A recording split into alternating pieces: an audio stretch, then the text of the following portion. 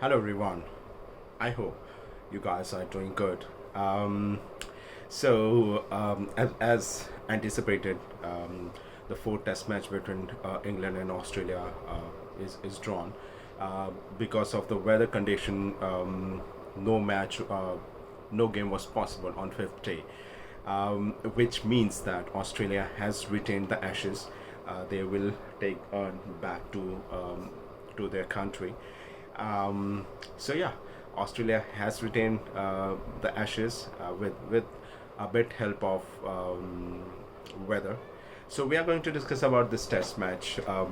We will discuss about is there anything else that England could have done to force a result. What was few other things which they could have done to keep series alive or Ashes alive till now. We are going to discuss about those points. But first of all, a humble request. Please subscribe to my channel. If you are coming to my channel for the first time, please subscribe it. You can like this video. You can give your comments on this video, whether you like it or not, what you feel about this video. Please give me a comment. You can share this video in your friend circle as well on different social medias. You can watch my other videos as well. I have created videos on Ashes, World Test Championship finals, IPL, Indian series. So you can look at that, and you can watch them as well. You can like them as well. It's a new channel, just a few months old, so definitely any new subscription act as a motivation for me. It really boosts my confidence. So please subscribe to my channel. Thank you. Okay, great. So there are very few instances in cricket, in international cricket, especially in Test cricket, where one team has dominated for 3 days. Still, they have not been able to get the result. Um, but that thing happened in this Test match. England simply outplayed Australia. Australia have no answers for the challenges posed by England. On a good batting wicket, Australia could not capitalize, and they were bundled out for close to 300 runs, 300 runs in the first inning. Then when England started batting, it was Bazball at his best. Whichever batsman came, they just blasted Australian bowlers. Zack Crawley, Moeen Ali, Harry Brooks, sorry for that, Harry Brooks, Joe Root, Bairstow, all of them came with full gun blazing, and they tried their level best to get a result out of it. They were aware about the forecast that things are forecast is pretty grim for fourth or fifth day, so they were just trying to get a result in 3 days, but somehow it didn't happen. Marnus labuschagne, who had a very average kind of series till now, in which he got start in almost all the innings, really came into on his own, and scored a valuable, a fantastic century, which ensured that Australian team didn't fall apart in the second inning, and they were able to draw the Test match. Uh, Definitely England will feel cheated. They will feel robbed that because of whether they lost the opportunity to level the Ashes and and rob them an opportunity to get Ashes back. But to be very frank, see, there are a lot of instances where England team were beneficiary of weather disturbances, weather interruptions, or rain.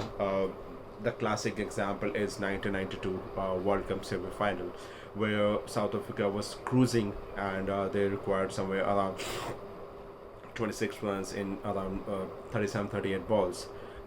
Rain came, and because of some very you know puzzling DLS system at that time, South Africa were asked. So they reduced the number of balls of South African team, but they have not reduced the number of runs. So South Africa got a target of 26 runs in 13 balls, and till they come to start batting, the target was reduced. The target was increased for one ball for 26 runs. So, yeah, England were beneficiary at that time. There are other instances as well. So, there's nothing that can be done when there's a weather interruption, when there's a rain interruption. There are a lot of different suggestions came from England team. Definitely, like Joe Root said that why can't we play till 10 p.m. I mean in UK you get very good sunlight till 10 p.m. Well, to be very frank, that's a good suggestion, but the thing is, you cannot ask players to, to remain on the ground, to focus on the game, or to remain in the changing room from 10 or 11 in the morning till 10 in the evening. It's around 12 hours. And again, even that 12 hours is not going to ensure that there is going to be there will be some play, because no one can predict how weather is going on. So definitely there are few rules and regulations which are used, and umpires and referees try their level best to get the match in progress. They got some few overs bowled on fourth day as well.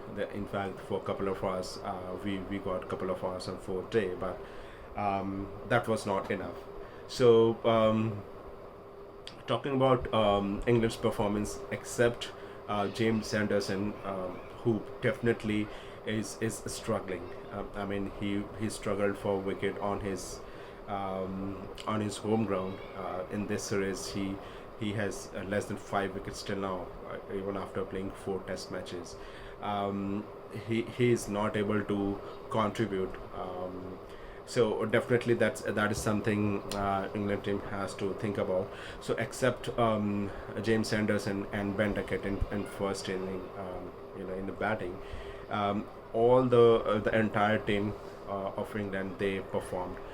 They tried their level best to get a result, but things just couldn't happen. The newfound form, or the New England which we are witnessing from third Test match onwards, is a result of some smart changes in the bowling, like Chris Stokes and Mark Wood. That is something which I was suggesting since first Test match, that they need to play either one of them, because both of them are really players who can force batsmen to commit mistakes. For example, we saw how Mark Wood just didn't allow Steve Smith to score runs, and as a result, Steve Smith was not able to make runs in third and fourth Test matches, in third or fourth Test match. Similarly, if we talk about Chris Stokes, his performance was amazingly well. He took a 5-wicket haul as well. So yeah, if England would have done these changes from the first Test match, and again the same thing is again coming back to haunt them. That is declaration by Ben Stokes in the first Test match, where they had match in their control. Everything was going great as per their plan, but somehow Ben Stokes just decided to declare and just relieved Australian bowlers. They were clueless at that time. They don't know how to take. They were unaware. They were struggling to take wickets. In fact, whatever wicket they got, it was all because of mistakes done by England team.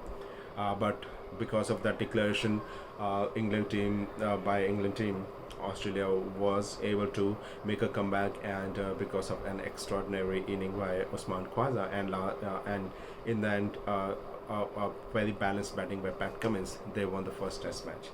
Uh, yeah, Ben Stokes can shut down reporters, can definitely say that, see, on any given day he would have done that declaration. But the thing is, when you're talking about importances like Ashes, when you're talking about Ashes, there's nothing bigger than Ashes in England cricket. And if your one decision is making your team suffer, then definitely you should think about it. Like I said, baseball is not a bad concept. In fact, if you look, other teams are also now playing aggressively. We saw yesterday Indian openers came all gun blazing and scored 100 in around 13 point in less than 13 overs against West Indies. Today Pakistan is playing with an amazingly high strike rate against Sri Lanka. So that's a great concept, but definitely you need to go ahead and you need to have checkpoints as well. Baseball is good. You want to play attacking cricket, but it should not be over attacking. It should not be over aggressive. You need to grab the situation. You need to grab the the momentum when things are going in your favor. Just by playing some irresponsible shot and throwing away your wicket, you're just gifting away a situation, just just sparing the opponent. So that is something which England team has to look upon. They have players who not only who can play aggressively, but they can also play some very decent percentage cricket. When I say percentage cricket, they can defend, and they can take their time. We saw Ben Stokes doing it in second and third Test match. We saw Joe Root at times batting quite cautiously in the beginning, and that is a right approach when things are not going in your way, because sometimes just by spending couple of hours you can you can just outserve the opponents from the game. So yeah, now the only thing England can pray is to win the last Test match and at least end the series 2-all, and stop Australia from winning an Ashes in England after 22 years. That's the only thing they can do. The next Test match in Oval is in just few days. It will start in 3 days, so they don't have much of the time to make changes. And England team has already announced the same playing same 13 players squad for the last Test match as well. As far as Australia is concerned, yeah, there are a lot of issues they have to figure out. To be very frank, and irrespective of what the current score line shows, Australia has struggled a lot in this series. But unlike England team, they grab their opportunities and ensure that they are maximizing it, because of England's team mistakes, because of drop catches, because of XYZ any reason. Whenever those opportunities came, Australian team ensured that they are grabbing it, and that's the reason they are leading it, the series right now 2-1. Having said that, definitely they need to think about David Warner. He's struggling, although in a 4 Test match he looks better, but again, after scoring those 30-35 runs, he just threw his wicket. So because now Australia cannot lose this series.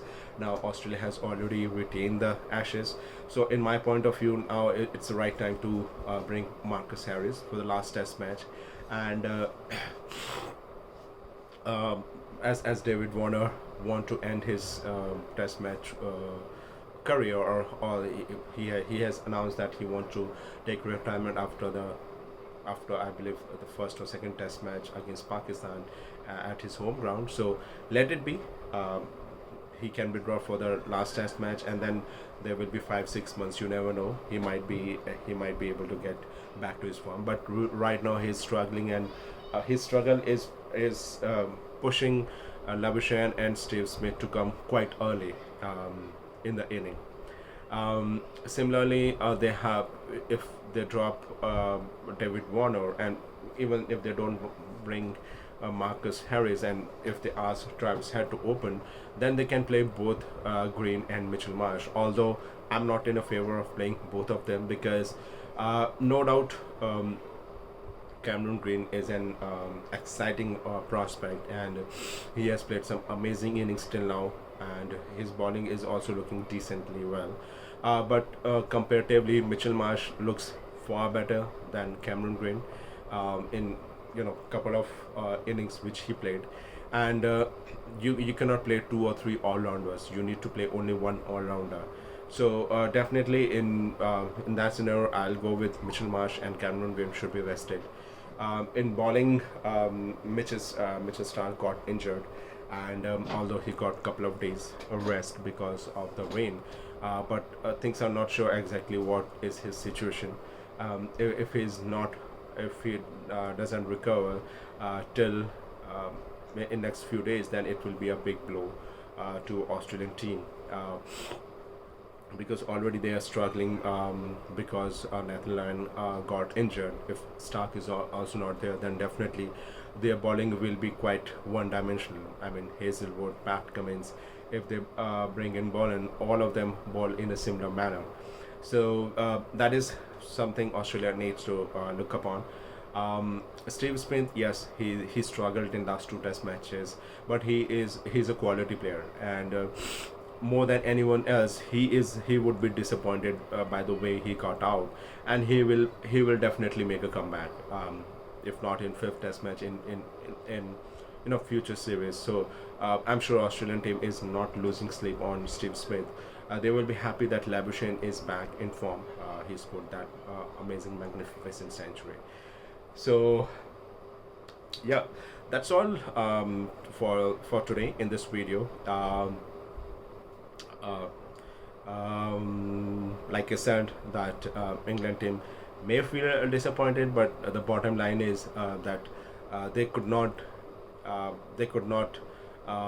capture the winning moments, or capture the initiatives which they have created in especially in first 2 test matches. They were not able to do things which were in their control, like declaration and playing a bit restrained inning at times. So definitely they cannot blame rain for robbing them an opportunity to draw the test match, because after all, rain is uncontrollable, other things were controllable. So thank you very much for watching this video. I'll come back again tomorrow, as today India versus West Indies, it's the 5th day, so definitely chances are more that India will win, but you never know. West Indies has chased some amazing cricket targets in last few years.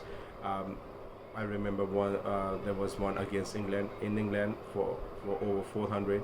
Then they chased a good total against Bangladesh in Bangladesh. So yeah, currently they need around 280 odd runs, and India needs 8 wickets. So we will discuss this tomorrow, whomsoever wins, or if it is draw. So thank you very much for watching my video, and have a great day.